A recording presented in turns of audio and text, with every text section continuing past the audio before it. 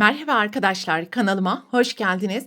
Bugünkü videomda yeni başlayanlar için kolay ve hızlı özel günlerinizde ya da yılbaşında sevdiklerinize hediye fikirleri olarak değerlendirebileceğiniz tığ işi kardan adam anahtarlık yapılışını anlatacağım. Umarım sizler için faydalı bir video olur. Anlatımını yapacağım kardan adamları istediğiniz büyüklüklerde yapabilir ve istediğiniz renk kombinlerini uyarlayabilirsiniz. Görmüş olduğunuz gibi gayet şirin oldu. Önlerden ve arkadan görünümü bu şekilde. Anahtarlığın yapılışı için gerekli olan malzemeler ana renk beyaz ve ağız gözleri monte etmek için de siyah Alize Cotton Gold marka iplikler kullanacağım arkadaşlar. İstediğiniz türde farklı markalarda koton ipler kullanabilirsiniz.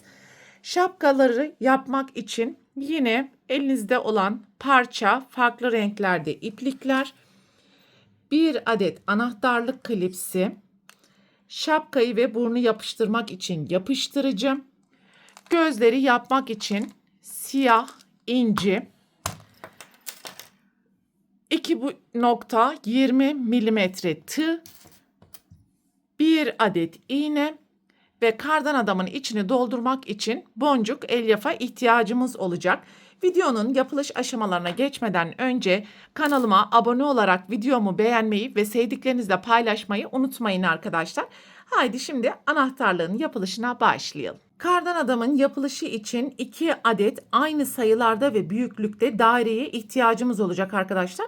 Bunlardan bir tanesini ben kamera arkasında ördüm. İkinci daireyi ise birlikte öreceğiz. Ve dairenin yapılışına sihirli halka yaparak başlayalım. 3 zincir halkanın içerisine yapmış olduğumuz ilk başlangıç zinciri ile birlikte 12 ikili trabzan yapalım.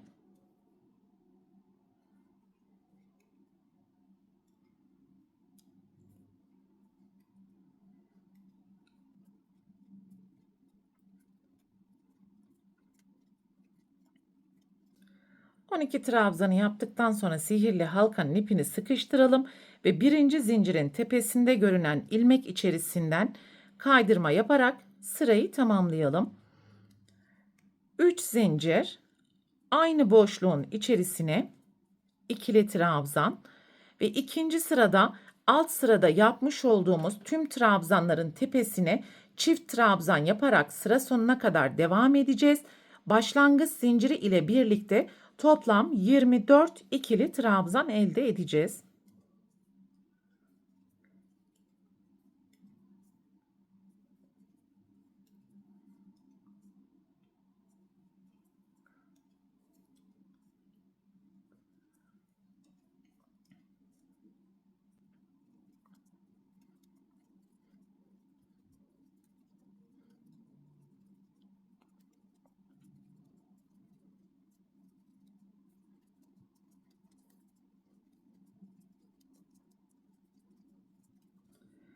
...24 ikili trabzanı yaptıktan sonra ilk zincirin tepesinde görünen ilmeğin içerisinden kaydırma yaparak sırayı tamamlayalım.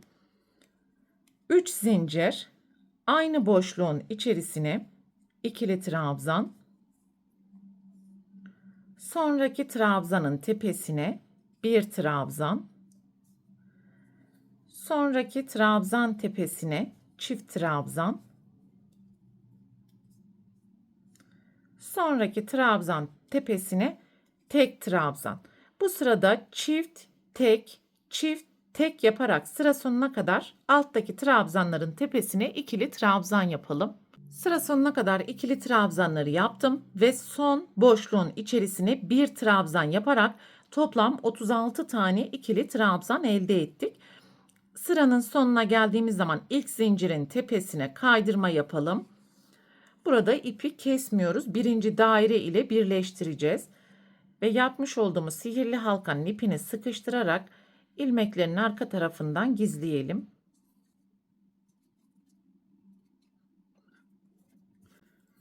Evet, ikinci halkada toplam 3 sıra yaptım.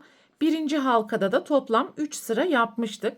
Şimdi iç kısımlar birbirine bakacak vaziyette bu şekilde birleştirelim ve üstte görünen herhangi bir ilmeğin içerisinden sık iğne yaparak burayı birleştireceğiz. Arkadan ilmek aldım ve tığı kendi ekseni etrafında çevirdikten sonra buradaki sık iğneyi kapatalım.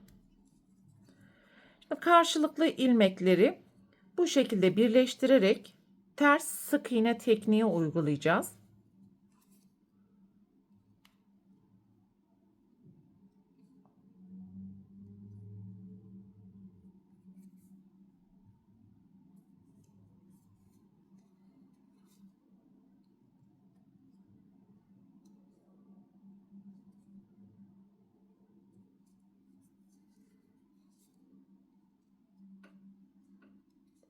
Bakın kendiliğinden ters sık iğneler oluşmaya başladı.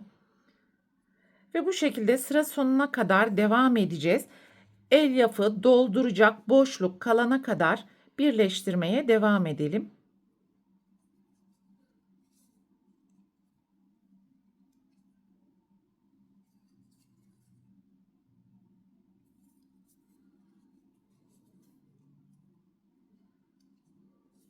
Ters sık iğne yaparak sıranın sonuna kadar ilerledim ve burada bir miktar boşluk kaldı. Şimdi elyafla bu boşluğu dolduralım.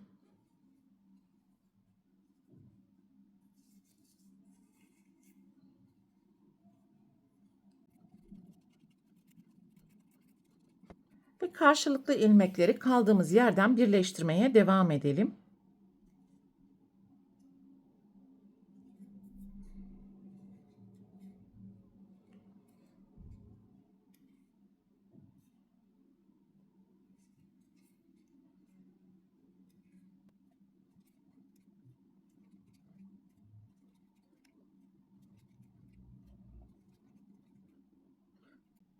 Son sık iğneyi yaptıktan sonra ipi burada keselim ve gizli birleştirme yapalım.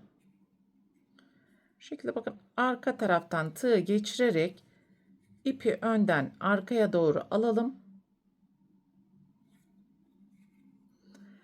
Aynı nokta içerisinden aynı işlemi tekrar edelim.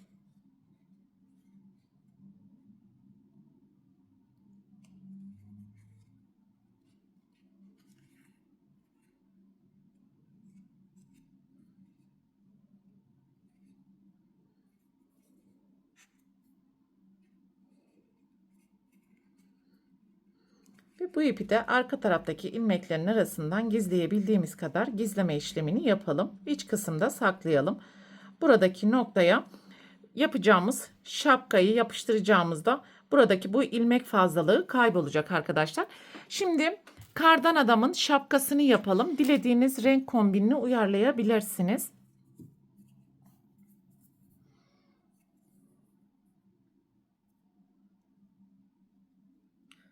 Çok sıkı olmayan 14 zincir yaparak başlayalım.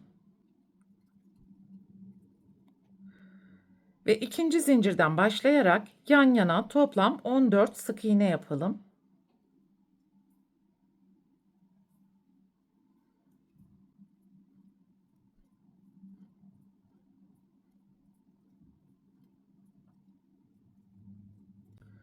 ...13 tane sık iğne yaptım.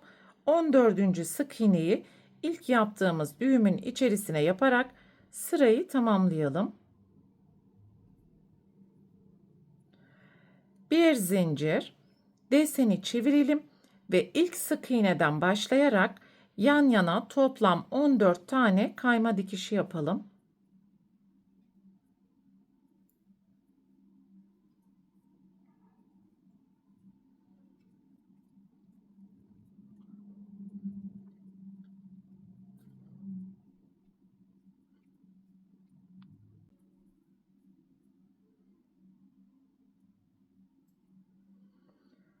On dördüncü kaydırmayı yaptıktan sonra bir zincir yaparak ipi burada keselim. Ve şimdi bu desenin yönünü hiç çevirmeden ikinci renk ile devam edelim arkadaşlar. Bir sıra sık iğne yapacağız. Şapkanın ön tarafında muntazam durması için burası önemli. Normalde başlangıç zincirinin yönü bu taraftaydı. Fakat biz kaydırmayı yapmış olduğumuz yönden devam ediyoruz. 1, 2, 3, 4 boşluk atlayalım ve 5. kaydırmanın tepesinden ipi sabitleyelim. Bir zincir. Aynı boşluktan başlayarak yan yana toplam 6 tane sık iğne yapalım.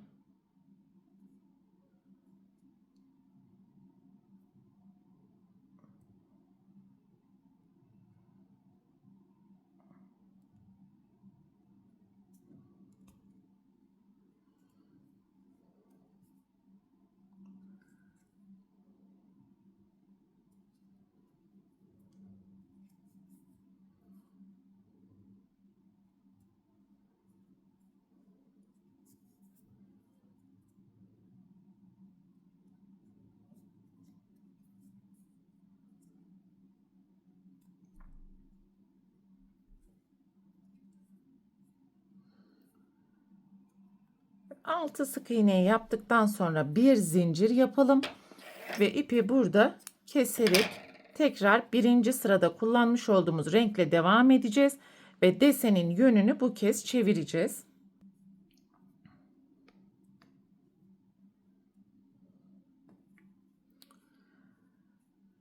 Birinci sık iğnenin tepesinden ipi sabitleyelim.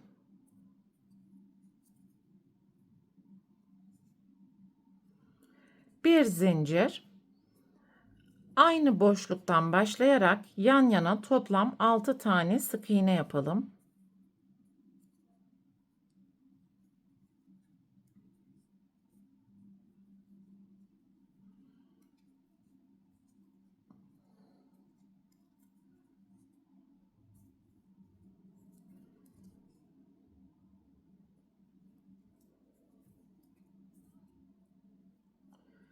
Bir zincir, deseni çevirelim.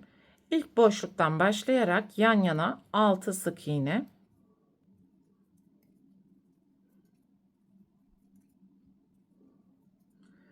Bir zincir, tekrar deseni çevirelim ve ilk boşluktan başlayarak yan yana 6 tane sık iğne yapalım.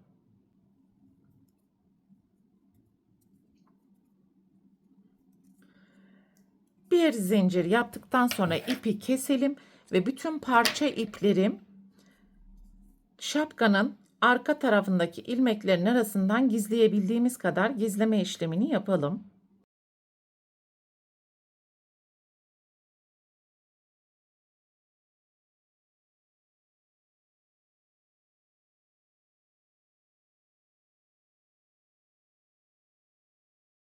Şapkanın yapılışını tamamladık arkadaşlar. Buradaki şapkanın genişliğini çift sayı kadar istediğiniz şekilde ayarlayabilir. Buradaki üst noktayı yine istediğiniz gibi ortalayabilirsiniz.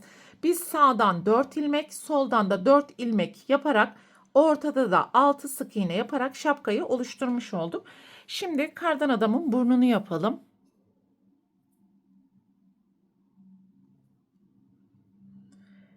Beş zincir yapalım.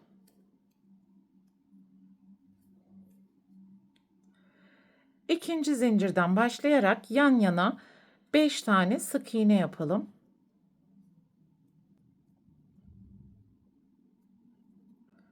Beşinci sık iğneyi ilk yapmış olduğum düğümün içerisine yapıyorum. Bir zincir yaparak ipi keselim. Hem başlangıç hem de bitiş iplerini arka taraftan gizleyebildiğimiz kadar düğüm yaptıktan sonra gizleyelim.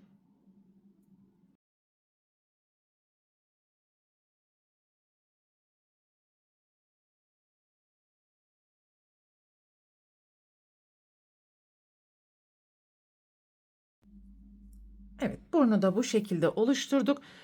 Ve şimdi kardan adamın gözlerini dikelim arkadaşlar. Daha ince bir ip ve iğne ile siyah inciler yardımıyla gözleri dikeceğim. Siz isterseniz normal siyah iple de bu işlemi yapabilirsiniz.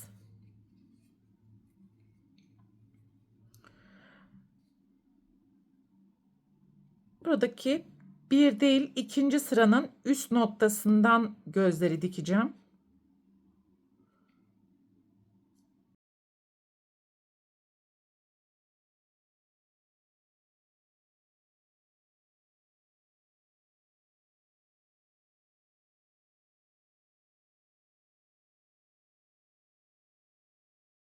Evet, gözleri diktikten sonra siyah ip ile şimdi ağzını yapalım arkadaşlar. Ağız için koton iplik kullanıyorum.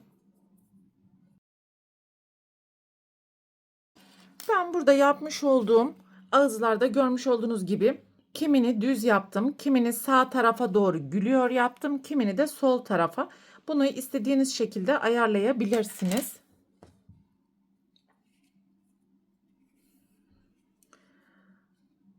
Ağzı yaparken de ikinci sıranın son bu şekilde ilmeklerini kullanarak yapacağız.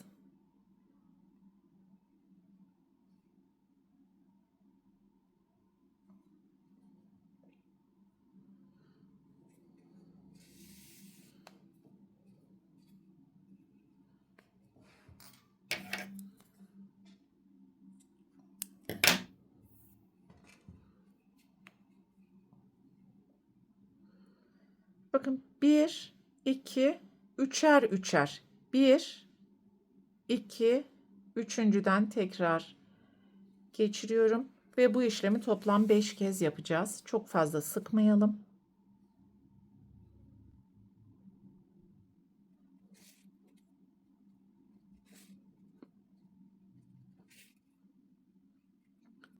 Son ilmeği yaparken kardan adamın iç kısmından rastgele iğneyi karşılıklı geçirebilirsiniz arkadaşlar. İçindeki elyaftan dolayı iplerde herhangi bir sökülme olmayacaktır.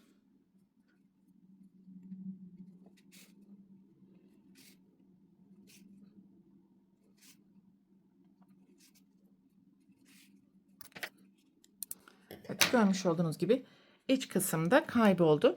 Şimdi yapmış olduğumuz burun ve şapkayı üst tarafa silikon yardımıyla ya da yapıştırıcı yardımıyla bu şekilde yapıştırabilirsiniz arkadaşlar. Son sırası sağ taraftan yapıştırabilirsiniz. Sol taraftan ya da ortadan yapıştırma işlemini yapabilirsiniz. Buradaki burun kısmını yaparken de sihirli halka boşluğundan yine burunu isterseniz sağ tarafa, isterseniz sol tarafa doğru yapıştırma işlemini yapabilirsiniz.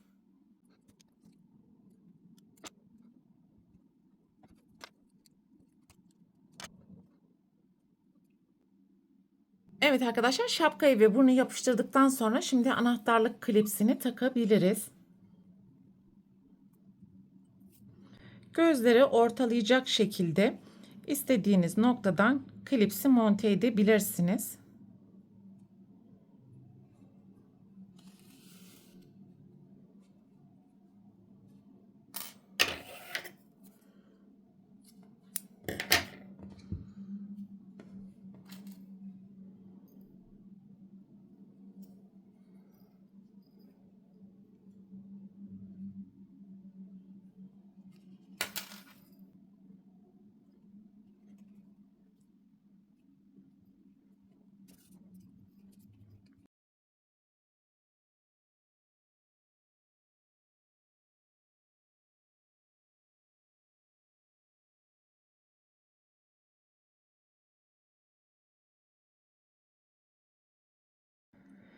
Evet, böylelikle anahtarlığın tüm yapılış aşamalarını tamamlamış olduk arkadaşlar. Bu videoda anlatacaklarım bunlardan ibaretti. Umarım sizler için faydalı bir video olmuştur. Sonraki eğitim videosunda görüşene dek lütfen kanalıma abone olarak videomu beğenmeyi ve sevdiklerinizle paylaşmayı unutmayın. Hoşça kalın.